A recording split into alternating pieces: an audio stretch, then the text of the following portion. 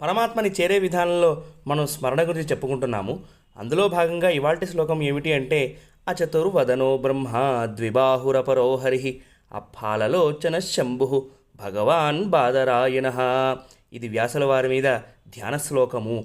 నాలుగు ముఖము లేని బ్రహ్మగారు వ్యాసుడు, రెండు బాహులతో ఉన్న శ్రీమన్నారాయణ వ్యాసుడు, పాలభాగంలో మూడో కన్ను లేని రుద్రుడు వ్యాసుడు.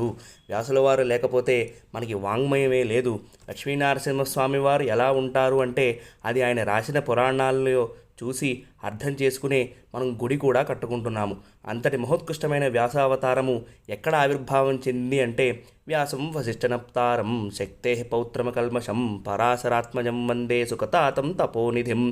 వ్యాసుల వారు వశిష్ఠుల వారి ముని మనవడు, శక్తికి మనవడు, పరాశరుడి కుమారుడు, సుఖబ్రహ్మ తండ్రి గారు. అటువంటి వ్యాసుల వారికి మనము నిరంతరము కూడా నమస్కరించాలి. హరే కృష్ణ. జయ శ్రీమన్నారాయణ.